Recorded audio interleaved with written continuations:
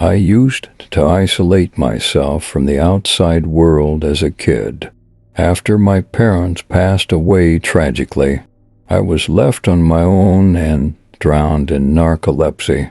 However, salvation came to me on that fateful day when a youngster by the name of Evan reached out to me and made a friend out of him by sharing stories about his travels and youthful desires.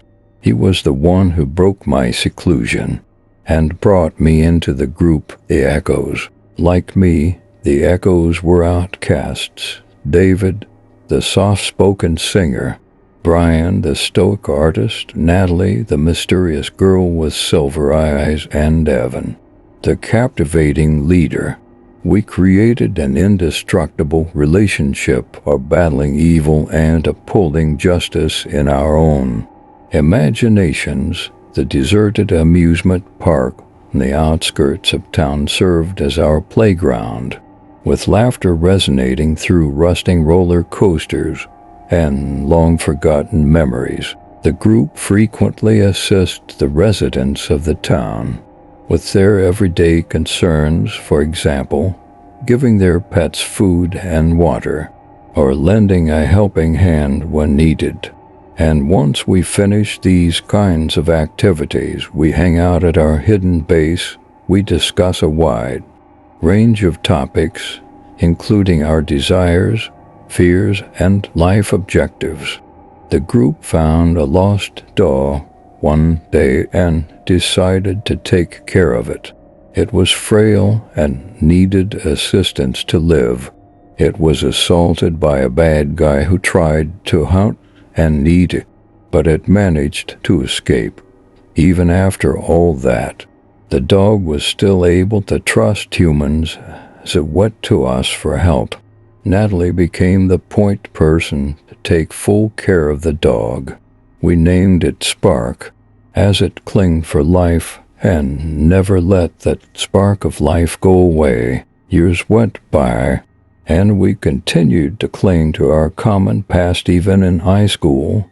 As a senior, Evan made the decision to bring the Echoes back. His prognosis was dire. We would not be spending another year together. We made the decision to reunite and spend time together at the defunct amusement park, which serves as our covert base. Certain news is going around in newspapers, as well as on the internet, concerning a mass murderer who is at large and skulking in the nearby town. We were very cautious, but because they already know where he is, we are certain that he will be detained shortly. Following that, a mysterious letter that Natalie found pinned to Spark's collar.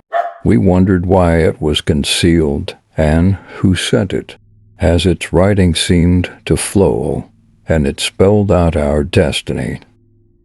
Uncover the secret of this world. The Echoes set off on a mission.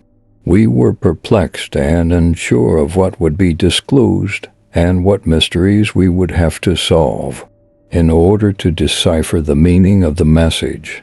We had no idea where to begin searching for leads, proof, or even answers, since we were lost. The nightmare that kept happening was, however, the unsettling aspect, the one that bit me in the brain. There we stood, staring into the distance, our laughter turning to silence. If we were brave enough to take a jump, the emptiness beckoned with answers, and the same question kept coming up. What are you willing to sacrifice? Every time one of these nightmares comes true, I hurt so deeply.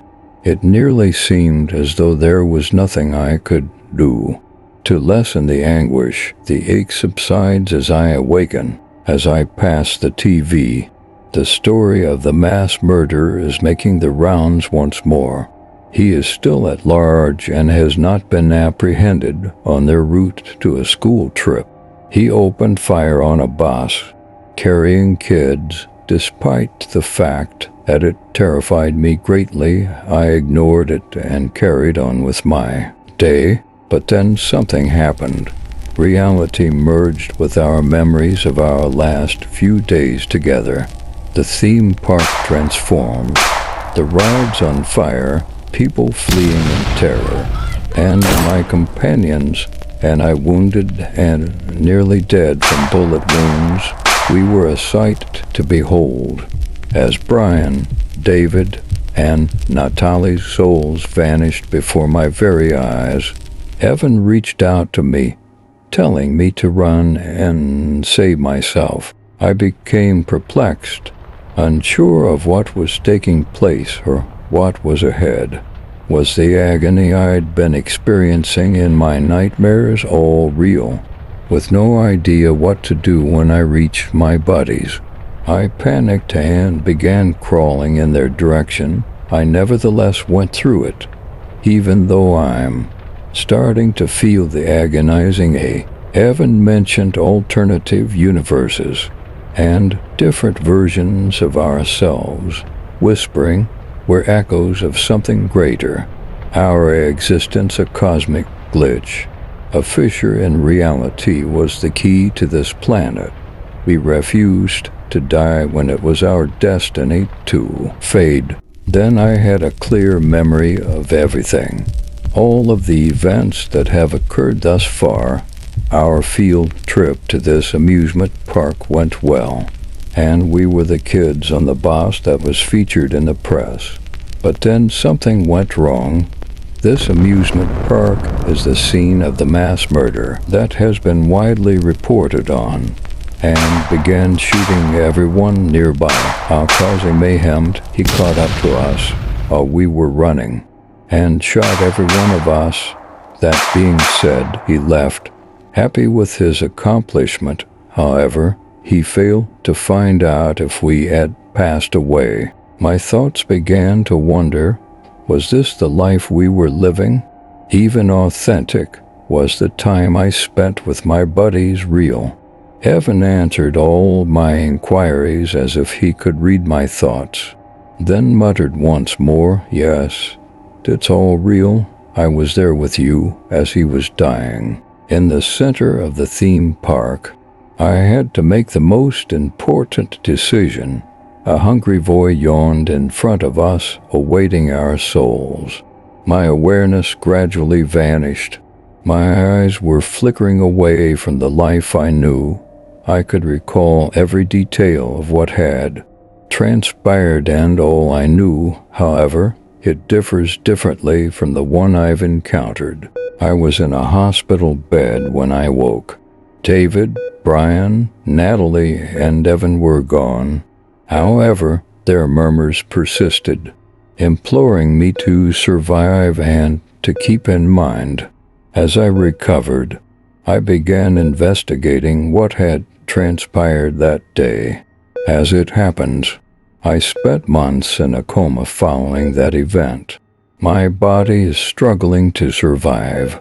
That day, the mass murderer was shot, knowing that he would be unable to carry out any more horrible deeds relieved me greatly. After a few more months, the hospital released me. I have treasured my life ever since then. I still can't get over what transpired that day, though, because it will always haunt me. My pals will always be in my memory. Thank you for tuning in. I will see you again next week.